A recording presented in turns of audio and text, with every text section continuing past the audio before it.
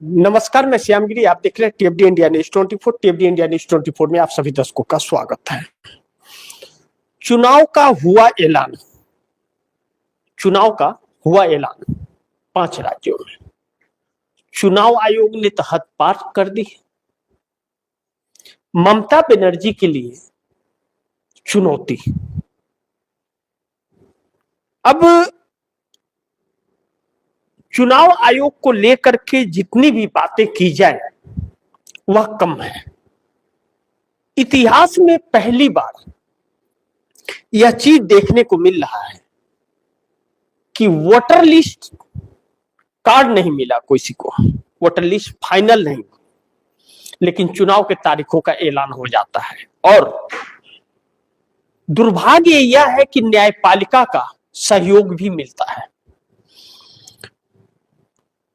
SIR के तहत जितने भी राज्यों के चुनाव हो रहे हैं, भारतीय जनता पार्टी का स्ट्राइक रेट 80%, 90% वोट का जा रहा है। और दुर्भाग्य यह है कि इस एसआईआर के तहत विपक्ष का वोट लगातार कट रहा है। अब इस सरकार की नीयत और सोच क्या है मोदी सरकार की, यह हर कोई जानता है, इस बात से इंकार नहीं कर सकते। लेकिन दुर्भाग्य यह है कि चुनाव आयोग की भी नीयत सरकार से मेल खाती रहती है। ऐसे में यह समस्या सिर्फ विपक्ष की पार्टियों के लिए नहीं है। आने वाले दौर में एनडीए गठबंधन के घटक दलों को भी इसकी कीमत चुकानी पड़ेगी, जो क्षेत्रीय दल के रूप में जाने जाते हैं। अब महत्वपूर्ण यह है कि केरल, तमिलनाडु, पांडिचेरी, असम, पश्चिम बंगाल के चुनाव के तारीखों का ऐलान हो गया। बड़ी महत्वपूर्ण है कि आप दर्शक अब चौंकने वाले हैं कि मैंने क्यों कहा कि चुनाव का हुआ ऐलान चुनाव आयोग ने हद पार कर दी। ममता बनर्जी के लिए चुनौती। सिर्फ यही नहीं, इसका दूसरा पहलू है कि इंडिया गठबंधन अगर चौकन्ना नहीं रहा, इंडिया गठबंधन अगर चौकन्ना नहीं रहा इस चुनाव के 5 राज्यों के चुनाव में, तो फिर बड़ी मुश्किलें हो जाएंगी। ममता बनर्जी या इंडिया गठबंधन के ही घटक दल इन सभी में हैं। सिर्फ आसाम में भाजपा की सत्ता है तो सफाया हो जाएगा हर राज्य से विपक्ष का, और भाजपा का सत्ता आ जाएगा। और अगर चौकन्ना रहा तो मोदी का छुट्टी निश्चित हो जाएगा। इसे मैं बताऊंगा आप दर्शकों को, प्रूफ करके बताऊंगा। और दूसरी चीज, ज्ञानेश कुमार ने तो बीजेपी का रास्ता आसान कर दिया है। कैसे?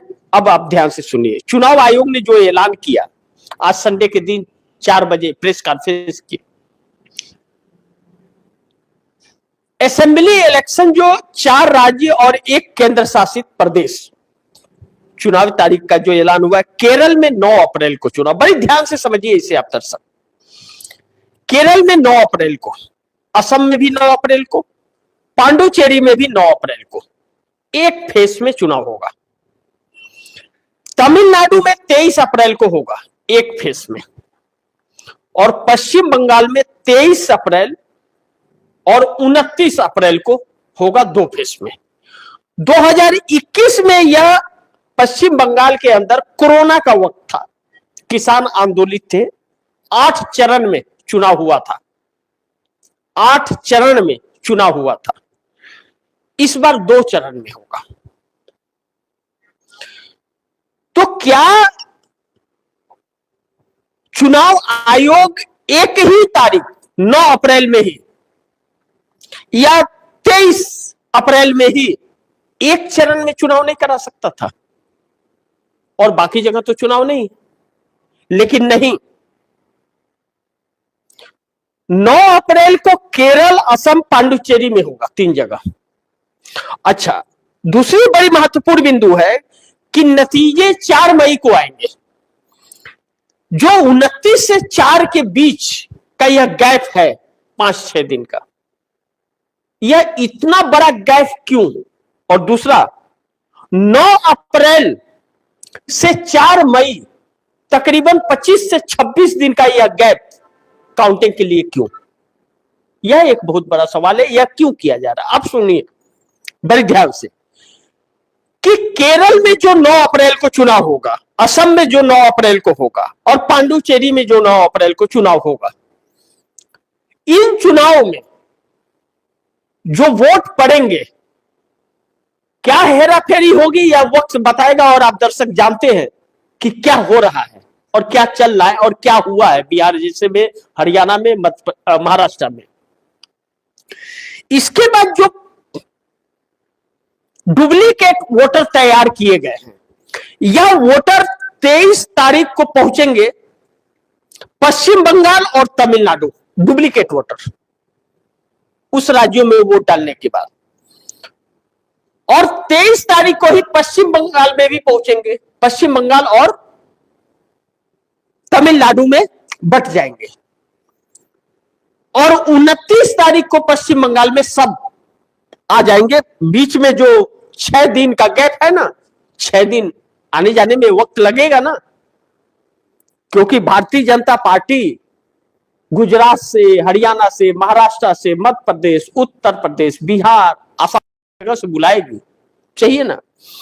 तो इसमें केरल में, तमिलनाडु में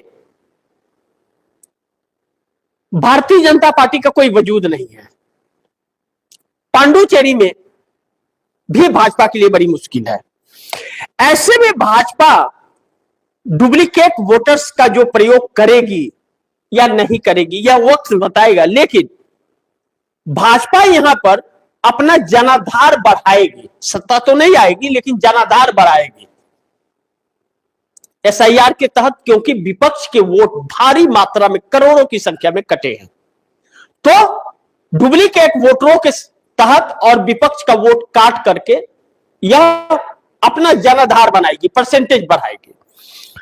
लेकिन असम और पश्चिम बंगाल के अंदर भारतीय जनता पार्टी जीत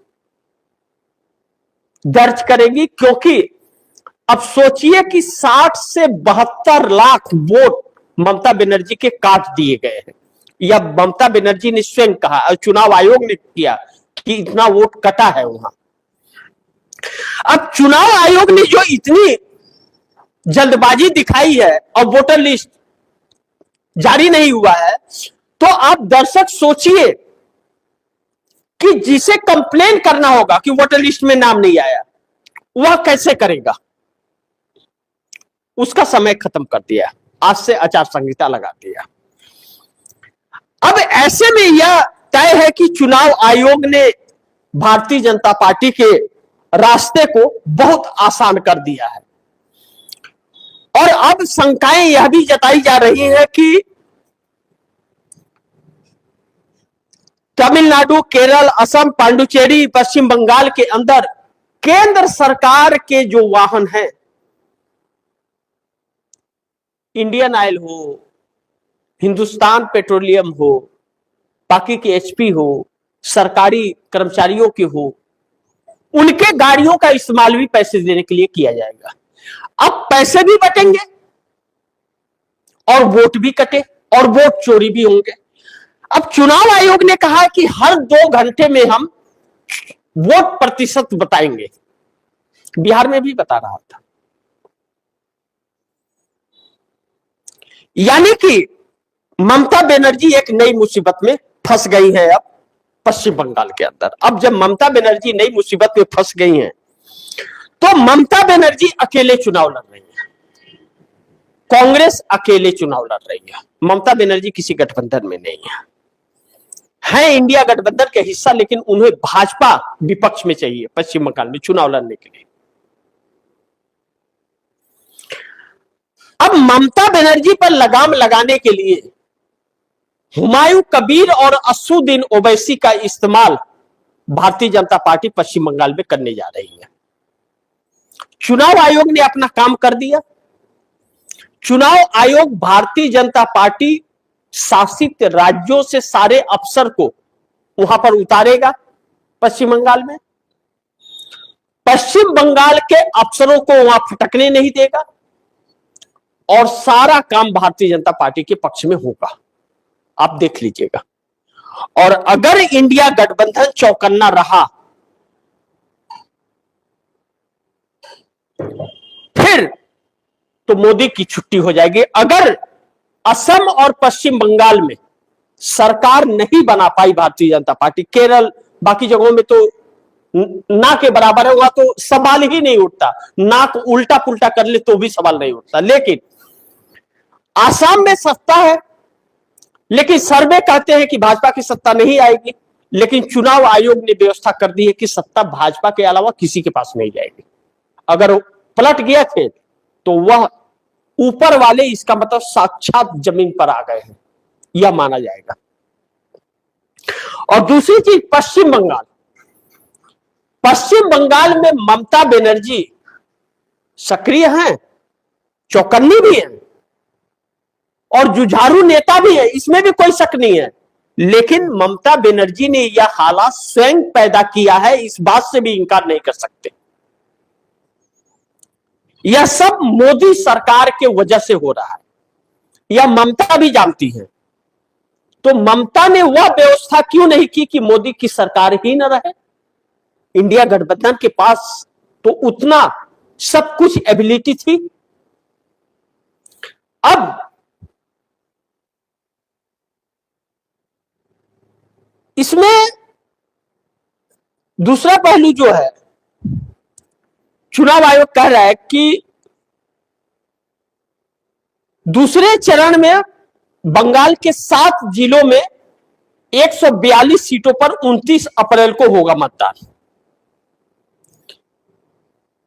अधिसूचना व नामांकन शुरू 2 अप्रैल 2026 को, नामांकन की अंतिम तिथि 9 अप्रैल को, नामांकन की जांच 10 अप्रैल को, नामांकन वापसी 13 अप्रैल को, मतदान 29 अप्रैल को, दोनों चरणों की मतगणना 4 मई को। और दूसरे चरण में 142 विधानसभा सीटों पर होगा।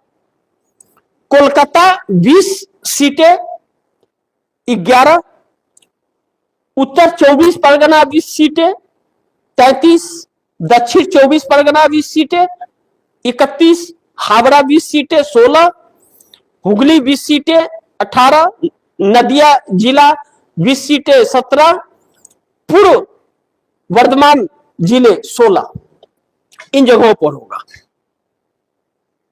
अब प्रथम चरण जो है वह कूच बिहार में 9 seat, Alipurduar 5 seat, Jalpaiguri 7 seat, Kalimpong 1 seat, Darjeeling 5 seat, Uttar Dinajpur 9 seat, Dakshin Dinajpur 6 seat, Malda 12 seat, Murshidabad 22, Birbhum 20 सीटें 11, पश्चिम बर्धमान 9, पूर्व मेदिनीपुर 16, पश्चिम मेदिनीपुर 15, झारग्राम 4, पुरुलिया 9, बांकुड़ा 12। प्रक्रिया इसकी यह है कि अधिसूचना व नामांकन शुरू 30 मार्च 2026 से, नामांकन की अंतिम तिथि 9 अप्रैल 2026, नामांकन की जांच 7 अप्रैल 2026, नामांकन वापसी 9 अप्रैल 2026, मतदान 23 अप्रैल 2026। उत्तर बंगाल के 8 जिले, दक्षिण बंगाल के 3, जंगल महल के 5 जिलों में प्रथम चरण में पड़ेंगे वोट। यह सारा डाटा चुनाव आयोग ने जारी कर दिया संडे के दिन। अब ममता बनर्जी अभी तक न्यायपालिका के भरोसे थी और भारतीय जनता पार्टी ने चुनाव आयोग की मदद से सब कुछ तय कर दिया है और भारतीय जनता पार्टी के रास्ते आसान कर दिए हैं। अब यहां पर एनडीए गठबंधन की कोई सरकार नहीं है, यह डायरेक्ट भारतीय जनता पार्टी से इंडिया की लड़ाई है। डायरेक्ट एनडीए की लड़ाई नहीं है, एनडीए यहां पर है ही नहीं। न तमिलनाडु में एनडीए है, न केरल में एनडीए है, न पांडिचेरी में एनडीए है, न पश्चिम बंगाल में एनडीए है, और ना ही असम में एनडीए है। विपक्ष के साथ सीधी लड़ाई भारतीय जनता पार्टी की है। अब भारतीय जनता पार्टी सीधी लड़ाई है, और उसके बाद ममता बनर्जी अगर चुप गई तो ममता बनर्जी के लिए पश्चिम बंगाल में फिर पैर जमा पाना और सत्ता में वापसी कर पाना इम्पॉसिबल वाली बात होगी।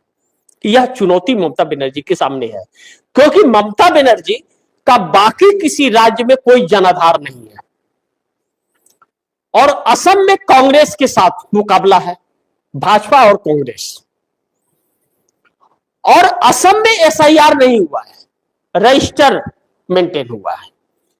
अब असम में सीएए एनआरसी हुआ था, तो असम में क्या होगा यह भी वक्त बताएगा। और केरल में लेफ्ट का है, वहां पर कांग्रेस का सीधे मुकाबला लेफ्ट से है, वहां पर भारतीय जनता पार्टी का वजूद नहीं है। तमिलनाडु में इंडिया गठबंधन है, कांग्रेस और डीएमके का गठबंधन है, भारतीय जनता पार्टी का बहुत ज्यादा वजूद नहीं है। एआईएडीएमके वहां पर है। अब ऐसे में फिल्म अभिनेता विजय भी अपनी पार्टी बना चुके हैं, तो तमिलनाडु में एक अलग हिसाब होगा, लेकिन भाजपा का कोई कुछ नहीं है वहां पर।